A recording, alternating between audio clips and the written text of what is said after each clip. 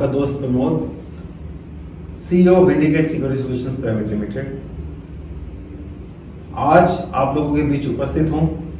बड़े ही व्यथित मन से, आक्रोश है, बहुत ज्यादा आक्रोश है, क्योंकि घटनाएं ऐसी घट रही हैं जिन्होंने हमें अंदर तक हिला के रख दिया है। कोई भी व्यक्ति इसमें कोई भी एंगल देखे, चाहे वो पॉलिटिकल एंगल है, राइवलरी एंगल है, एक्सटॉर्शन का एंगल है, आपसी दुश्मनी का एंगल है, मैं उन सारी चीजों में नहीं जाना चाहता। लेकिन मैं सिर्फ बात करूंगा सिक्योरिटी एंगल से, और मैं बहुत ज्यादा व्यथित हूं इस चीज को लेकर कि आज हमारे पूरे देश ने सिक्योरिटी सिस्टम का मजाक बना के रख दिया। जी हाँ, मैं बात कर रहा हूं सिद्धू मूसेवाला जी की, एक शाइनिंग स्टार, लाखों दिलों की धड़कन, जिसके देश ही नहीं विदेशों तक में लाखों करोड़ों फैंस हैं। एक ऐसे उभरते सितारे को हम खो बैठते हैं। वो अपने घर से निकलते हैं, रीजन जो भी रहे हो कि वो सिक्योरिटी लेके गए या नहीं गए, व्हाटएवर, और घर से निकलने के कुछ देर पश्चात ही उनकी बड़ी बर्बरता पूर्वक निर्मम तरीके से हत्या कर दी जाती है। क्या अपराधियों के हौसले इतने बुलंद हो गए हैं?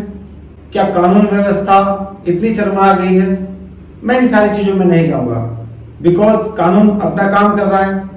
मैं एज ए सिक्योरिटी एक्सपर्ट सिर्फ ये चाहता हूं कि सिक्योरिटी का मजाक ना बने, चाहे वो गवर्नमेंट से प्रोवाइडेड सिक्योरिटी है या प्राइवेट एजेंसी से आप हायर सिक्योरिटी करते हैं, सिक्योरिटी को सिक्योरिटी की तरह रखा जाए। आज मन व्यथित है उस यंग बच्चे के लिए, सिद्धू मूसेवाला जी के लिए, उनके परिवार के लिए। मेरी संवेदनाएं भरे दिल से उनके साथ हैं। और जो भी रीजन्स रहे हैं, लाखों वीडियोज आप देख रहे होंगे, कहीं कुछ चीजें बताई जा रही हैं, कहीं पर कुछ चीजें कही जा रही हैं। मैं उन सारी चीजों में नहीं जाना चाहता। मैं सिर्फ इतना चाहता हूं कि जितने भी हमारे अदर्स लोग, दूसरे जो सिंगर्स हैं, दूसरे जो उभरते हुए सितारे हैं, या दूसरे जो सेलिब्रिटीज हैं, बिजनेसमैन हैं, जो भी लोग हैं, उनमें से हम आगे चलकर किसी अन्य व्यक्ति को सिद्धू मूसेवाला जी की तरह ना खो दें। मैं आज बात करूंगा उन फैक्ट्स के बारे में कि जिन फैक्ट्स को अगर हम जान लें, समझ लें और उनके अनुसार चलें तो हम थ्रेट लेवल को मिनिमाइज कर सकते हैं। उससे पहले मैं हाथ जोड़कर प्रार्थना करता हूं उस दिवंगत आत्मा की शांति के लिए, और भगवान से प्रार्थना करता हूं कि दुख की इस घड़ी में उनके परिवार को हौसला और संयम प्रदान करें। तो चलिए फ्रेंड्स, अब मैं बात करता हूं उन टिप्स के बारे में जो मैं चाहता हूं हर वो व्यक्ति, चाहे आप सिक्योरिटी यूज कर रहे हैं या हायर करने की सोच रहे हैं, कुछ ऐसे टिप्स जिनको आप हमेशा ध्यान रखेंगे तो कहीं ना कहीं जाके उसका रिजल्ट क्या होगा कि आप अपने थ्रेट के लेवल को मिनिमाइज कर सकेंगे। Before going further, my simple question to you, जो लोग सिक्योरिटी सर्विसेज यूज कर रहे हैं, आपका सिक्योरिटी सर्विसेज हायर करना और उस पर इतना पैसा खर्च करना, क्या रीजन है इसका रीजन क्या है? क्या ये एक स्टेटस सिंबल है और आपने सिर्फ जस्ट हायर किए हैं 5 से 10 ऐसे लोग जो सिर्फ मैनेज कर सकें उन फैंस को जो आपके साथ सेल्फी लेना चाहते हैं, आपके नजदीक आना चाहते हैं, या वास्तव में आपको रियल थ्रेट है? अगर वास्तव में आपको रियल थ्रेट है तो आपको सिक्योरिटी को स्टेटस सिंबल नहीं समझना। सिक्योरिटी को स्टेटस सिंबल मत बनाइए। Let them do their work. उनको फोकस करने दीजिए ताकि वो हर वक्त जब भी आपके साथ हो, जब भी आपके मूवमेंट में हो, जब भी घर पर हो, ऑफिस में हो, वो अपने काम पे फोकस कर सके। मत तोड़िए उनके प्रोटोकॉल्स को। अक्सर देखा गया है कि वीआईपी अपने कंफर्ट्स के लिए, अपने कंफर्ट जोन के लिए सिक्योरिटी के प्रोटोकॉल्स को तोड़ता है, बार बार तोड़ता है। यहाँ मैं सिक्योरिटी को कोई बाउंडेशंस नहीं बना रहा हूँ वीआईपी के प्रति, क्योंकि सिक्योरिटी को ट्रेनिंग हमेशा इस तरह से दी जाती है कि वो वीआईपी की विश लिस्ट को हमेशा टॉप पर रखते हैं। बट आपको भी समझना होगा कि अगर वो कुछ प्रोटोकॉल्स फॉलो कर रहे हैं तो वो आपकी सेफ्टी के लिए। तो प्लीज सिक्योरिटी प्रोटोकॉल्स को फॉलो करना सीखिए, उनको सिर्फ स्टेटस सिंबल बना के मत छोड़िए। सेकंड जो मेरा पॉइंट है, इस तरह की जो घटनाएं घटती हैं, जो पास्ट में भी घटी हैं, सिक्योरिटी लैप्सेस होते हैं, उसका सबसे बड़ा रीजन क्या है? उसका सबसे बड़ा रीजन होता है हमारा थ्रेट लेवल को सही से नहीं समझ पा। थ्रेट कितनी हाई लेवल की है, क्या उसकी डेप्थ है, वो लो है, मीडियम है या हाई लेवल है, उस थ्रेट के लेवल को जानना जरूरी है।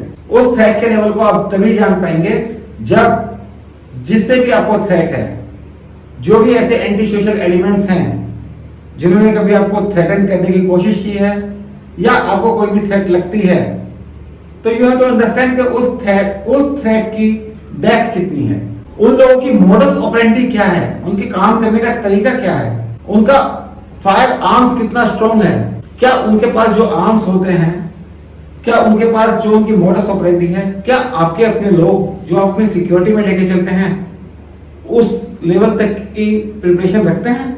तो थ्रेट लेवल को कभी भी छोटा नहीं समझना है, उसके डेप्थ में जाके उसकी गहराई को समझना है। इसको मैं कहूंगा lack of threat assessment, threat को सही ढंग से एसेस नहीं कर पाना। आगे चल के मैं बात करूं untrained staff.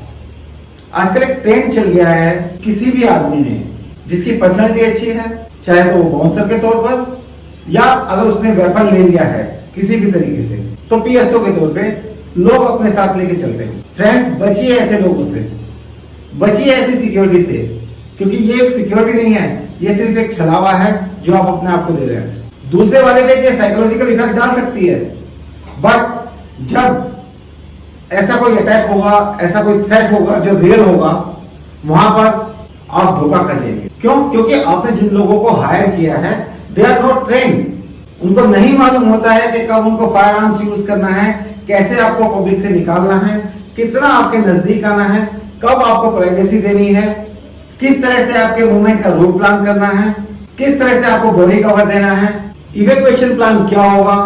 They don't know because उन्होंने कभी इस तरह की कोई ट्रेनिंग नहीं की है। तो हमेशा इंश्योर कीजिए आपके जो सिक्योरिटी प्रोफेशनल्स हैं उनका पीरियडिकली ट्रेनिंग प्रोग्राम चले, वो ट्रेनिंग प्रोग्राम आपकी दिनचर्या के अनुसार हो, आपके रूटीन के अनुसार हो, आपको जो थ्रेट है उस लेवल की उनकी तैयारी होनी चाहिए।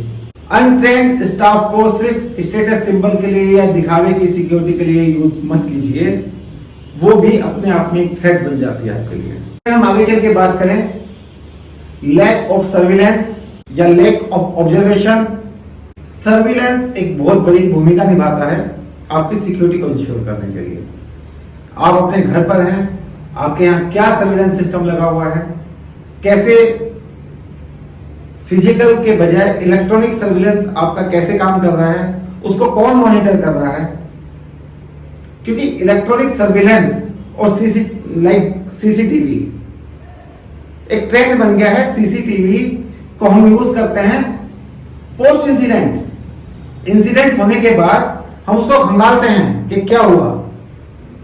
इसकी बजाय हमें यूज करना चाहिए सीसीटीवी को एज ए प्रिवेंटिव मेजर।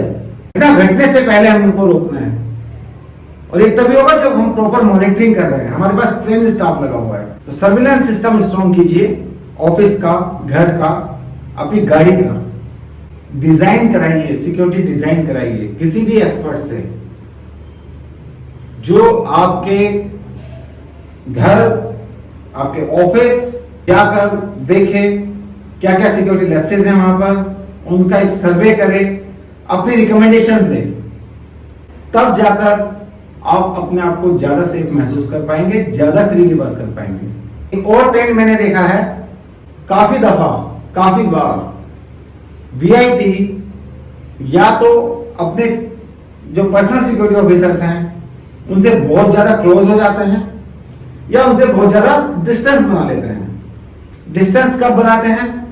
जब उनको सिक्योरिटी बर्डन लगने लगती है अपनी प्राइवेसी पे, और बहुत ज्यादा क्लोज हो जाते हैं।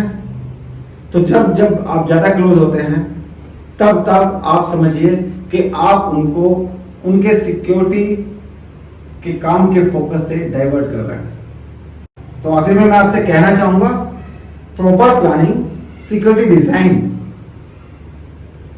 Trend man power, threat assessment और सिक्रेसी, अपने मूवमेंट की सिक्रेसी कि कब कहां कैसे मूवमेंट होता है, टारगेट कैसा होगा आपका, इन सारी चीजों को अगर आप माइन्यूटली ऑब्जर्व करते हैं, और आप कर सकते हैं, बिकॉज सिक्योरिटी ऐसा नहीं है कि इन सब चीजों को ऑब्जर्व करने के लिए, समझने के लिए, देखने के लिए आपको सिक्योरिटी बैकग्राउंड से होना है, नहीं। आप इन चीजों को यूज कर रहे हैं, आपको मालूम है कि कौन सी चीज कहां गलत हो रही है। अगर आप देखते हैं कि आपके पीछे चलने वाली escort car proper distance maintain नहीं कर रही है, तो आप उनको बोल सकते हैं, या आप उनको ट्रेनिंग दिला सकते हैं कि किस तरह से ऑफेंसिव और डिफेंसिव ड्राइविंग होगी, किस तरह से जो इक्विपमेंट्स हैं उनको ऑफेंसिव और डिफेंसिव यूज किया जा सकता है। तो आप खुद भी ऑब्जर्व कर सकते हैं, टाइम टू टाइम अपने सर्विलेंस सिस्टम को आप ऑब्जर्व कर सकते हैं जाकर। थोड़ा सा सिक्योरिटी कॉन्शियस होना पड़ेगा आप लोगों को भी। और अगर आपको वास्तव में रियल थ्रेट है और आपने सिर्फ स्टेटस सिंबल के लिए सिक्योरिटी नहीं रखी है, तो मैं उम्मीद करता हूं कि आप इन सारी चीजों पर ध्यान देंगे। आखिर में एक बार फिर मेरी और मेरी टीम की तरफ से सिद्धू मूसेवाले जी को भावभीनी श्रद्धांजलि, और हम भगवान से प्रार्थना करते हैं कि उनके परिवार को संयम और हौसला प्रदान करें। Thank you.